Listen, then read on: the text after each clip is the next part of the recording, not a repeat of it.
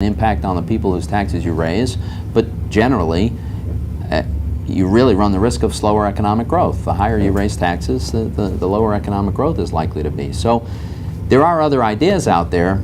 They've got drawbacks. In the end, you know, I'm probably not going to be able to write the bill exactly, you know, the way I'd want it. But as I say, I think people ought to be putting ideas on the table so that we can find a solution. Pennsylvania is considered one of the worst states for doctors to practice, because no cap on lawsuits.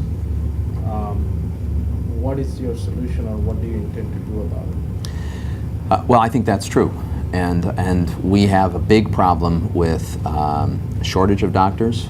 We train a tremendous number of doctors in some of the best, you know, universities and medical schools in the world, and then they go somewhere else. And the thing that's one of the most heartbreaking conversations that I've had, and I've had it too many times in this campaign, is older doctors who tell me that they're encouraging their kids not to go into medicine. That is just tragic. So I do think we need tort reform. I think that needs to be part of comprehensive, you know, healthcare reform, because there's big costs that are embedded in the system. It's not just the direct costs of litigation and malpractice insurance, but I think it's also the practice of defensive medicine. And when other states do this and we don't, the other states become a more attractive place to practice medicine. So we've got a bigger problem. But why is it dealt at the state level? Why it's not considered a national issue? Why not at a national level? Ideally, I think it would be done at the state level. That would be my preference. But we clearly haven't been able to get there, and it is a big national problem. So I would support national legislation to do it. I have supported it in the past. The Bush-era tax cuts are about to expire. What would you propose there? I would propose we make them all permanent with two exceptions. Exception number one is I think we should actually lower the capital gains rate rather than keep it where it is today.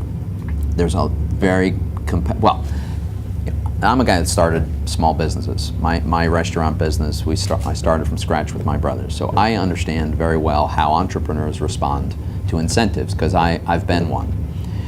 If we lower the capital gains rate, we increase the return on risk.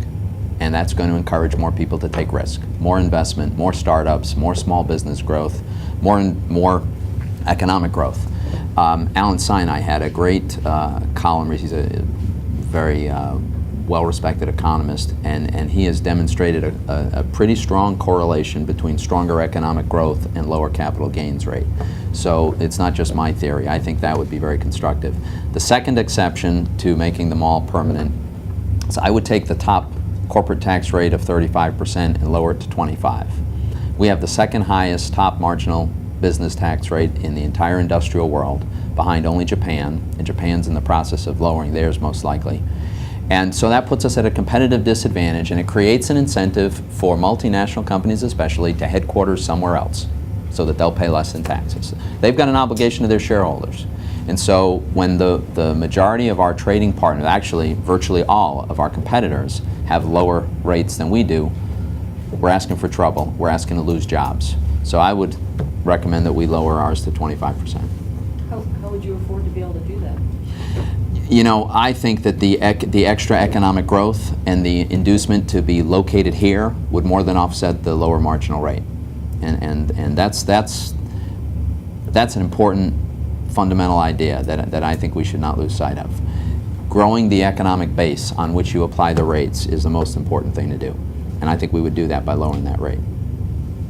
For the rookies in the small business, the restaurant in Allentown, you were investing in New York, and your opponent paints that as a relationship between what's happened in the markets and your background. What do you see? Well, it's a very disingenuous charge on his part, and really, you know, it's very unfortunate that he can't defend his own record and he has to bring up this nonsense.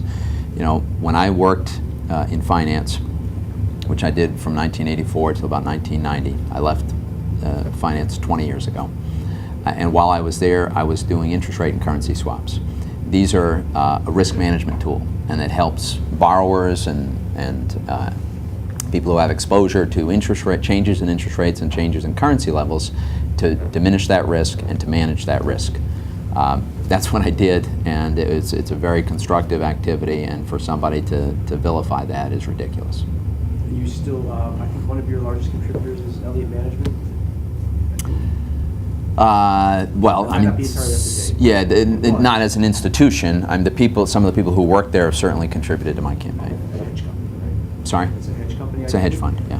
No. Why did you leave Deutsche Bank to go to I think you may have mentioned this last time, but I don't remember. You left the New York and investing to work with your brothers, I think, the restaurant. Yeah, well, and I spent a year in Hong Kong before I went to Allentown and started the restaurant business. That was a lot of factors. I'd gotten tired of working in New York. I'd gotten tired of living in New York. New York wasn't that great a place to live in the late 1980s. It was later that New York kind of had its renaissance. I was looking for a different lifestyle. I was excited about working with my brothers, and having our own little business was an exciting challenge for me. I found the Allentown area really very appealing, and we started a business there about the same time that I went out to Hong Kong. And when I came back, I just decided this is what I want to do. We had our restaurant concept in mind, and we were excited about pursuing that. So combination of just the opportunities and a different lifestyle. And Let me add, when you were in Congress, I think I have this right, in your first term, you brought home some $9 million in earmarks to your district, but then subsequent terms you did. Right. And tell me about why and any reaction from your district. yeah, I'm not sure the figure is 9 million, but it's several million. And it was in my first term. There may have been one or two in the second term, but I don't remember offhand. Here's what I discovered by being there. This process is badly broken. It is terribly abused. These earmarks are, first of all, as a category, it's a terrible process, right? These are items that do not undergo the scrutiny of normal congressional hearing and consideration and a public hearing and debate over whether the government should even be involved in funding these particular projects. That's what we ought to be doing. If we're going to decide that the government is in the business of building libraries for private colleges, okay, well let's consider that, let's debate that, let's consider the alternatives, and then let's have a bill that authorizes that if that's what we wanted to do. And then if we do that, then let's make all the colleges compete and decide which ones make the best case for deserving taxpayer money, right? That's the process that I think we ought to follow. Instead, this is designed to bypass all that and give politicians the power to go in and reward favored constituencies. It's a terrible process. Not only that, it's very pernicious in the sense that it becomes a currency that's used to buy votes. You get these giant bloated appropriation bills. They can be tens or hundreds of billions of dollars. And there is a unwritten law, but it might as well be carved in stone. If you got your bit of pork in that bill, you have to vote for it, regardless of what else is in it, regardless of how bloated it is. And sure enough, you get these huge bloated bills spending all kinds of money on things that nobody would ever spend their own money on.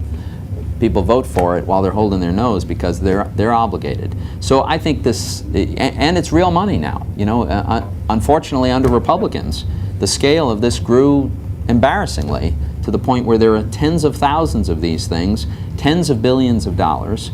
So I just think the process is totally broken. We should ban them. And I think the public supports that idea. They realize that this is how we got $250 million bridges to nowhere and $50 million for an indoor tropical rainforest. And in the stimulus bill, we spent $30 million to build a spring training facility for Major League Baseball teams, $11 million to build a bridge for Microsoft.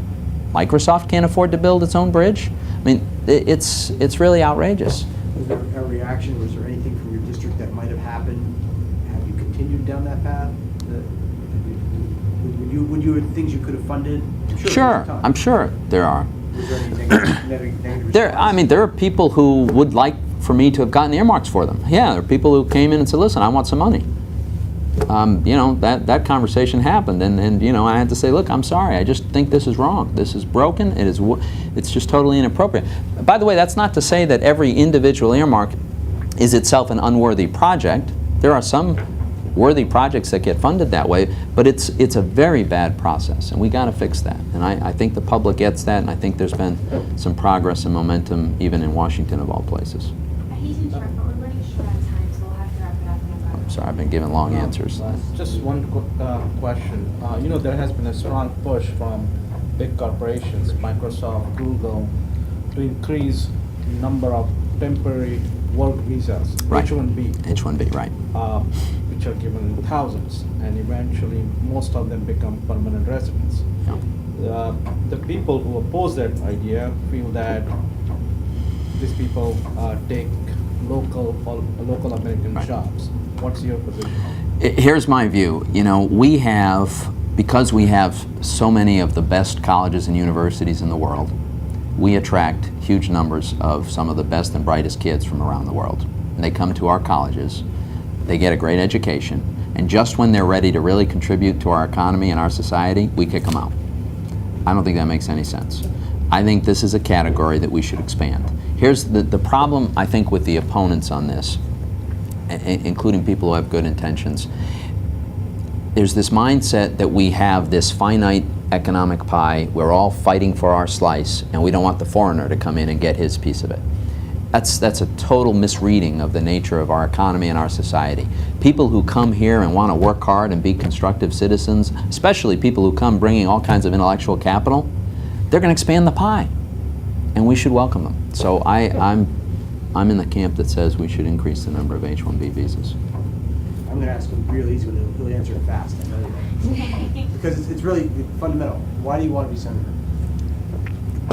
I think I know how we can get our economy moving again. My own experience as a small business owner is one of the most valuable experiences that informs my judgment. I am very concerned that we're on a fiscal trajectory that will be devastating for our future if we don't rein that in, and I've been on this campaign for a long time. I've got the familiarity with how to do that and the commitment to do it.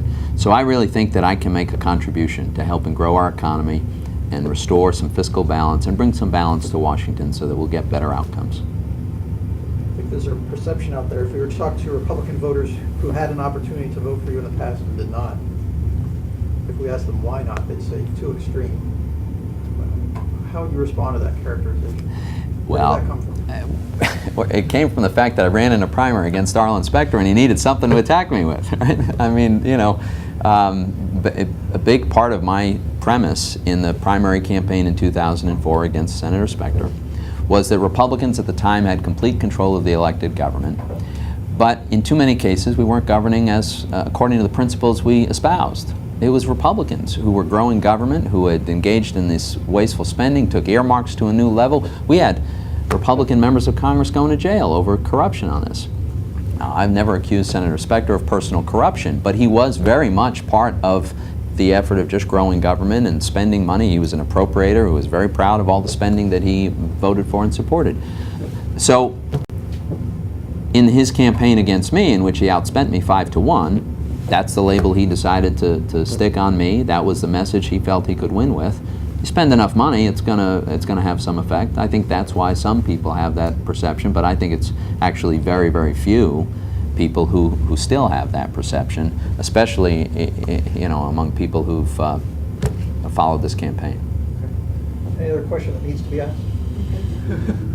We want to thank you for your time. Is there anything that we didn't ask you about that you particularly want to mention before you go? Any statement that you want to make? No, I think we covered a lot of ground, and I really appreciate your having me here and giving me a chance to have this conversation. Okay, thank you for your time. All right, thank you. Thank you very much. Thank you. Nice to see you. Yes, thank you.